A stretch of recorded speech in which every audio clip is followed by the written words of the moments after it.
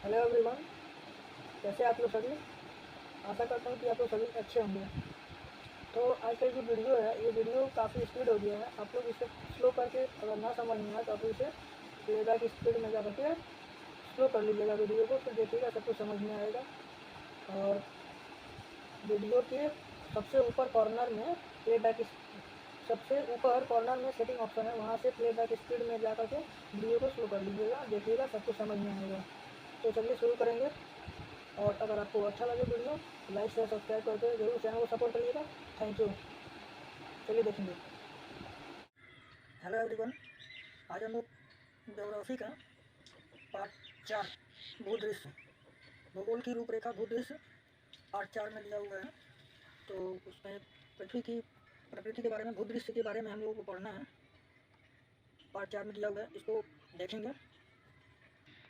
Chapter का नाम है भू आकृतियाँ या पृथ्वी के भूदृश्य। ऐसे ही मतलब अलग अलग तरह से अलग अलग किताब में नाम दिया रहेगा, भू प्राकृति, भू दृश्य। तो हम लोग को इसमें पढ़ना है कि पृथ्वी का जो आकृति है किस किस तरीके का हम लोग को दिखता है। जैसे कि हम लोग अलग अलग जगह पर जाते हैं तो अलग अलग तरह के हम लोग को देखने को मिलता है भू आकृति, पृथ्वी का भू दृश्य। जैसे हम पहाड़ी इलाके में जाते हैं तो क्या दिखता है, हमें पहाड़ दिखता है, यानी कि वहाँ का जमीन ऊंचा है। और वही ऊंचा कहने का मतलब क्या है, वो पहाड़ हो गया। और कहीं पर ढलाव है, गड्ढा टाइप का है, कहीं पर समतल भी है। तो इस चैप्टर में हम लोगों को यही पढ़ना है, पर्वत पठार मैदान से रिलेटेड। और सबसे पहले तो भूदृश्य से शुरू होगा। भूदृश्य क्या है, भू प्रकृति, भू आकृति कैसा है पृथ्वी का। तो चलिए देखेंगे पृथ्वी की भू आकृति और पृथ्वी के भूदृश्य, ये चैप्टर का नाम है। चलिए देखेंगे।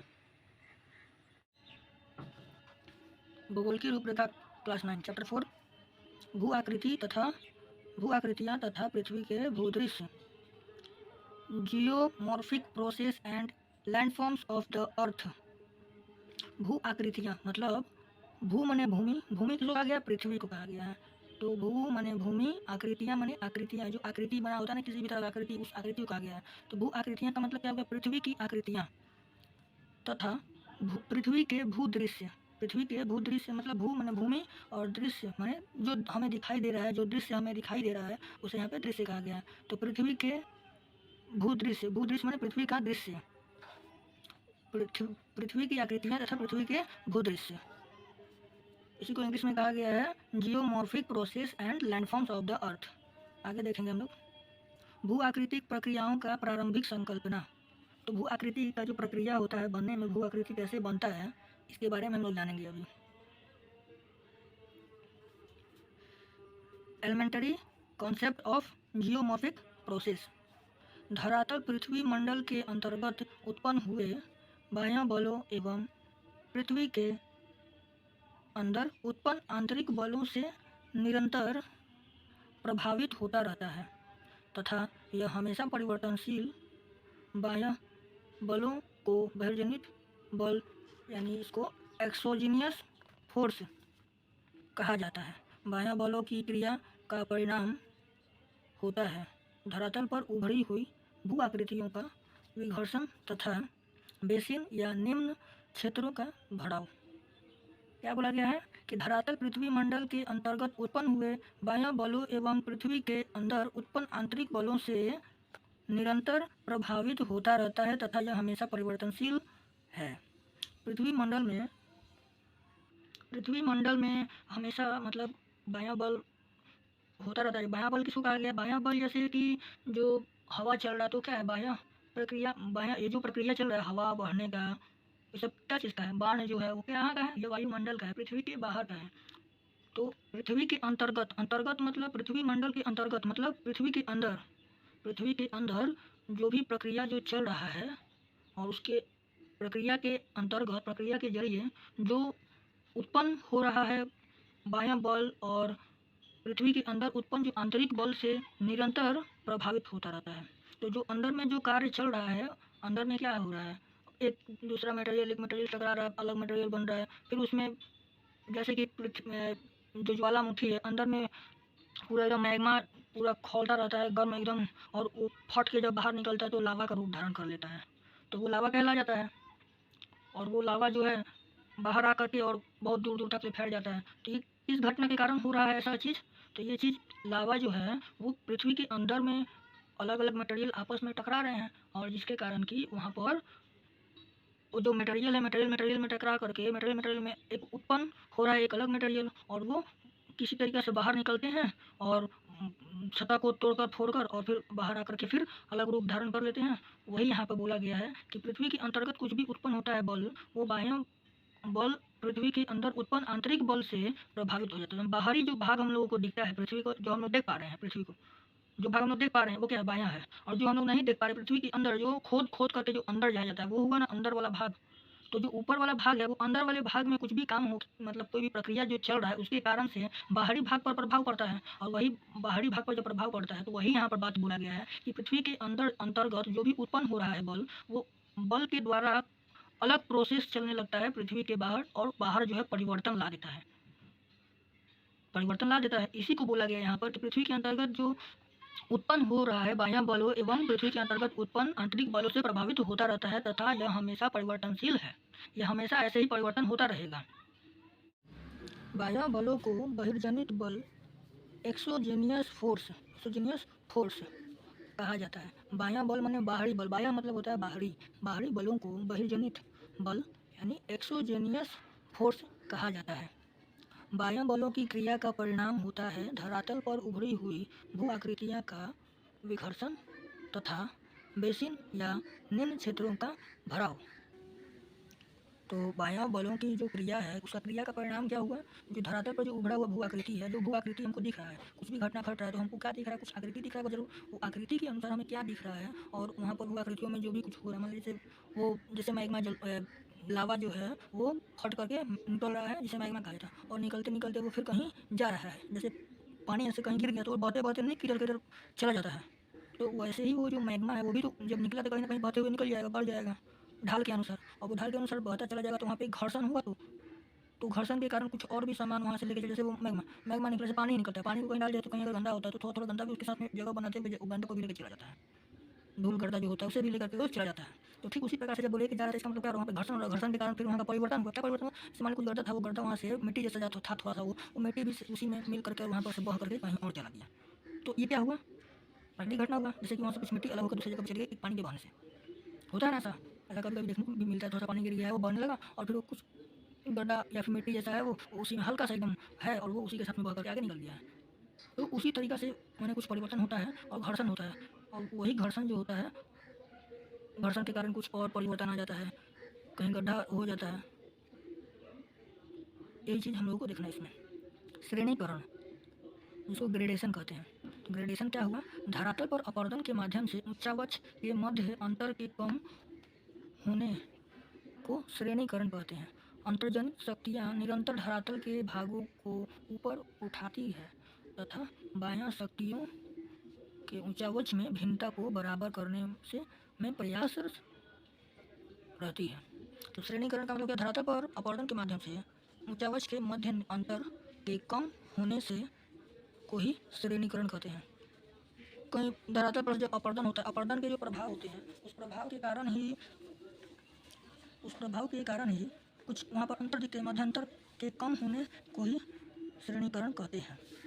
अब वहाँ से कुछ भी अपवर्तन हो रहा है, उस अपवर्तन के माध्यम में जो ऊंचावच मतलब क्या हुआ, ऊंचावच मतलब उठा हुआ भूमि जहाँ पर है, उठा हुआ थोड़ा, वो ऊंचावच में जो है अब उसको मध्य अंतर के कम होने को ही श्रेणीकरण कहते हैं। अब जैसे ऊंचावच है ऐसे है, अब ये कुछ टूट टूट करके साइड हो गया, इधर से गिर गया तो ऐसे हो गया, इसका मतलब कि ये जो है ऐसे हो गया अब, और ये ऊपर वाला जो भाग पहले दिख रहा था हम लोग को, ये ऊपर वाला भाग नहीं है, अब सिर्फ और सिर्फ हम लोग क्या दिख रहा है, ऐसे दिख रहा है। तो यही इसी को यहाँ पे ऐसा ही बात को यहाँ पे बोला गया श्रेणीकरण। धरातल पर अपवर्तन के माध्यम से ऊंचावच के मध्य अंतर के कम होने को ही श्रेणीकरण कहते हैं। अंतर्जनित शक्तियाँ निरंतर धरातल के भागों को ऊपर उठाती है तथा बाह्य शक्तियाँ जो है वो ऊंचावच में भिन्नता को बराबर करने से प्रयासरत रहती है। देखिए हम आगे पढ़ते कुछ पता चला, हमको क्या पता चला, अंतर्जनित शक्तियाँ जो होती है वो निरंतर धरातल के भागों को ऊपर उठाती है। जैसे ये धरातल का भाग ये सीधे ऐसे जा रहा है, ऐसे है मान लीजिए धरातल, और जो धरातल ऐसे गोल है तो अब इसके अंदर में कुछ घटना घट रहा है, अब इस घटना के कारण कहीं ये फिर ऐसे कुछ उठेगा, फिर ऐसे उठेगा, फिर ऐसे उठेगा, तो अंदर में जो भी प्रक्रिया चल रहा है वो क्या कर रहा है, ये जो भूमि है ये भूमि को ऐसे उठाने का कार्य कर रहा है, ये भूमि को उठाने का कर रहा है जो, और जो बाह्य शक्तियाँ होती है ये आंतरिक बल के कारण हुआ, ये आंतरिक अंदर में जो कुछ भी बल प्रभाव डाल रहा है अंदर में, वो अंदर के बल के प्रभाव के कारण पृथ्वी के जो धरातल है वो ऊपर की तरफ उठने लगा। यानी कि ये ऊपर की तरफ उठने लगा, तो ये किस तरह से हुआ, ये अंतर्जनित बल के कारण हुआ, आंतरिक बल के कारण हुआ ये। इसीलिए आंतरिक बल यहाँ पे बोला गया, अंतर्जनित शक्तियाँ निरंतर मतलब हमेशा धरातल के भागों को ऊपर उठाती है, तथा बाह्य शक्तियाँ जो होती है वो ऊंचावच में भिन्नता को बराबर करने का प्रयासरत रहती है। जो अब यहाँ पे उठा हुआ है ना ये, अब हम यहाँ पे क्या बताएं कि अब ये उठा हुआ हवा चला, अब मान लीजिए पानी के ढाल बाढ़ जो आता है उसके कारण ये उठा हुआ भाग को थोड़ा सा तोड़ दिया तो क्या हो गया, छोटा हो गया। हवा के कारण ये ऊपर से टूट करके नीचे गिरी है, तो इसके ऊंचाई में कमी आ गया। तो इसी को कहा गया यहाँ पर श्रेणीकरण यहाँ पर। और ये अंतर्जनित शक्तियाँ जो होती है वो धरातल के भागों को हमेशा ऊपर उठाती है, और बाह्य शक्तियाँ जो होती है, बाह्य शक्तियाँ के ऊंचावच में भिन्नता को बराबर करने में प्रयासरत रहती है। अब यहाँ पर ये देखें हम लोग श्रेणीकरण, यहाँ पर देखिए क्या बताया गया। तल संतुलन शक्तियों को दो भागों में बांटा जाता है। तल संतुलन शक्तियों को दो भागों में बांटा गया है, क्या क्या, निम्नीकरण और अधिवर्धन। निम्नीकरण को इंग्लिश में डिग्रेडेशन कहा गया है, और यहाँ पर अधिवर्धन को एग्रेडेशन कहा गया है। ठीक है, अब निम्नीकरण देखेंगे। निम्नीकरण जिसको डिग्रेडेशन कहा जाता है, वे तल संतुलन शक्तियाँ जो धरातल को काटकर समतल बनाने का कार्य करती है उन्हें निम्नीकरण शक्तियाँ कहा जाता है। अर्थात इसके द्वारा वे समस्त भूभाग जो समुद्र तल से ऊंचे उठे हैं तल के बराबर कर दिए जाते हैं। इसके अंतर्गत अपरदन की प्रक्रिया यानी मास वेस्टिंग तथा गतिशील कारक द्वारा अपरदन की क्रिया सम्मिलित है। तो देखिए यहाँ पे क्या बोला गया है कि निम्नीकरण किसे कहा गया, वे तल संतुलन शक्तियाँ जो धरातल को काटकर समतल बनाने का कार्य करती है उन्हें निम्नीकरण शक्तियाँ कहा जाता है। जैसे अभी हम बताते हैं कि जैसे ये धरातल जो है ऐसा सीधे जा रहा है और ये उठ गया है, तो ये अब इतना टूट करके बिखर करके नीचे गिर गया, और यही जो नीचे गिर गया है तो इसकी ऊंचाई में कमी आ गया। अब इसी ऊंचाई की कमी को, जैसे देखिए इतना बड़ा था, अभी जब टूट के गिर गया तो अभी इतना बड़ा हो गया, यानी कि इतना हो गया, तो क्या ऊंचाई में कमी आ गया। तो वही बोला गया तल संतुलन शक्तियाँ जो धरातल को काटकर समतल बनाने का कार्य करती है। तो ये क्या समतल बनाने का कार्य की ना, मतलब कुछ कमी तो हुआ ना, ज़्यादा ऊंचाई से कम ऊंचाई हुआ ना, इसी को कहा गया है निम्नीकरण शक्तियाँ कहा जाता है। इसी को निम्नीकरण शक्तियाँ कहा जाता है। अर्थात इसके द्वारा वे समस्त भूभाग जो समुद्र तल से ऊंचे उठे हैं तल के बराबर कर दिए जाते हैं। मतलब समुद्र जो है वो समुद्र तल इतना में है, ये समुद्र तल मान लीजिए जितना इतना है ये, अब ये समुद्र तल से इतना उठा हुआ था ना, इतना इतना, तो अब इसको तोड़ करके कुछ कम किया गया, तो इसी के बराबर में लाया जाएगा, इसी के बराबर में कर दिया जाता है। और ये कर दिया जाता है नहीं, ये प्राकृतिक घटना के वजह से ही अपने आप ही वो टूट फूट करके किसी कारणवश गिर जाता है। जैसे बाढ़ आ जाता है, बाढ़ से कितना देखते हैं कि दह जाता है, दहने का कुछ भी क्या रीजन होता है, तो बाढ़ बहुत तेज़ी से आता है, जो ऊंचाई पर ये चीज़ है, बिल्डिंग है, उस पर प्रभाव पड़ता है, जिसके कारण वो टूट करके फिर गिर जाता है। तो वैसे ही घटना के कारण ही ये बराबर हो जाता है, इक्वल हो जाता है, समुद्र तल के बराबर हो जाता है। तो वही समुद्र तल से ऊंचे जो भी चीज़ है वो तल के बराबर कर दिए जाते हैं। इसके अंतर्गत अपरदन की प्रक्रिया जिसे मास वेस्टिंग कहते हैं, तो अपरदन की प्रक्रिया तथा गतिशील कारक द्वारा अपरदन की क्रिया सम्मिलित है। मतलब अपरदन की प्रक्रिया और अपरदन की क्रिया दोनों के कारक इसी में शामिल है, उसी के द्वारा ये सारी घटनाएं घटती हैं। आगे देखेंगे अधिवर्धन एग्रेडेशन। वे तल संतुलन शक्तियाँ जो धरातल पर पदार्थों को निक्षेपित कर ऊंचा उठाकर समतल बनाने का कार्य करती है उन्हें अधिवर्धन कहा जाता है। अधिवर्धन को हिंदी में अधिवर्धन और इसको इंग्लिश में एग्रेडेशन कहा जाता है। यह अक्षय अधिवर्धन अपरदन दोनों का सम्मिलित रूप है। तो अधिवर्धन में यहाँ पे क्या बोला गया है कि धरातल पर से जो पदार्थ है उसको एकत्रित कर, निक्षेपित कर, मतलब एक जगह इकट्ठा कर उसे उठाने का प्रयास करती है, और जब उठ जाता है तो उठाकर फिर उसको ऊपरी भाग में समतल बनाने का कार्य करती है। जैसे यहाँ से ऐसे कुछ ये धरातल है, यहाँ ऐसे ये उठा हुआ है तिकोना आकार में, जैसे मान लीजिए, तो इसी को इस जगह को काट करके किसी तरीके से गिरा देगा, और यहाँ पर जैसे ये अब इस तरीका का हो जाएगा, समझ रहे हैं। तो ये जो उठा हुआ जैसा जो था अब ये टूट करके गिर गया, तो फिर इस तरीके का हो गया, यानी कि ऊपर की तरफ में ही ऊंचा पर ही थोड़ा सा समतल जैसा बनाने कार्य करता है। तो यही बोला गया वे तल संतुलन शक्तियाँ जो धरातल पर पदार्थों को निक्षेपित कर उठाकर समतल बनाने का कार्य करती है उन्हें अधिवर्धन कहा जाता है। अधिवर्धन को इंग्लिश में एग्रेडेशन कहा जाता है। यह अक्षय और अधिवर्धन अपरदन दोनों का सम्मिलित रूप है। ठीक है, आगे देखेंगे तो यहाँ ये डिग्रेडेशन एग्रेडेशन यानी निम्नीकरण और अधिवर्धन दोनों कंप्लीट हुआ। अब देखेंगे पृथ्वी के प्रमुख विभिन्न स्थल रूप। पृथ्वी के प्रमुख विभिन्न स्थल रूप different major landform of the earth. पृथ्वी का धरातल सर्वत्र एक समान नहीं है, इसमें काफ़ी विविधता पाई जाती है। कहीं एक और ऊंचे ऊंचे पर्वत तो कहीं कहीं गहरी घाटियाँ हैं, कहीं प्राचीनतम पठारी भूभाग है तो कहीं समतल मैदान है। इस धरातल पर मुख्य रूप से 3 प्रकार के स्थल रूप पाए जाते हैं, जो निम्नलिखित हैं। देखिए क्या क्या धरातल रूप पाए जाते हैं। तो पर्वत, पठार और मैदान। तो पूरे पृथ्वी पर ये 3 ही रूप देखने को मिला है। कौन कौन सा रूप? तो पर्वत, पठार और मैदान। तो ये हम लोग पढ़े क्या चीज़? भूदृश्य। देखिए यहाँ पर दिया हुआ है, एक बार देख लेते हैं। भू आकृतियाँ तथा भू दृश्य। भू आकृतियाँ तथा पृथ्वी का भूदृश्य। इसी में पृथ्वी का आकृति पढ़े हम लोग कि पृथ्वी का आकृति कैसे चेंजेस आता है, कैसे चेंजेस आता है। तो आंतरिक बल के कारण ही बाह्य बल कार्य करता है। आंतरिक परिवर्तन के कारण ही बाहरी भाग पर परिवर्तन आता है।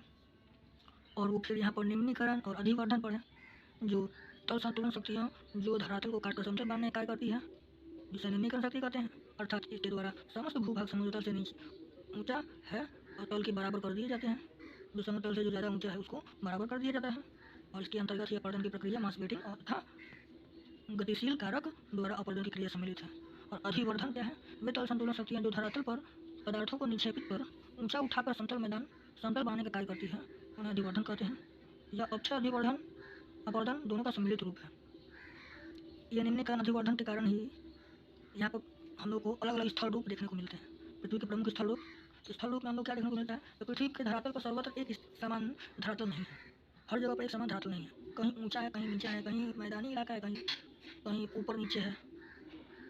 तो किस किस तरह के देखने को मिला हम लोग को? इस आधार पर पृथ्वी के प्रमुख स्थल रूप के आधार पर अगर देखा जाए तो धरातल पर 3 ही प्रकार के स्थल रूप देखने को मिला है या पाया जाता है, जो निम्नलिखित रूप है। क्या क्या है? पर्वत है, पठार है, मैदान है। यही 3 ही भाग हम लोगों को 3 ही स्थल रूप हम लोग को देखने को मिला है। तो आज के लिए इतना ही। आगे के वीडियो में हम लोग पर्वत, पठार, मैदान के बारे में पढ़ेंगे। आज के लिए इतना ही।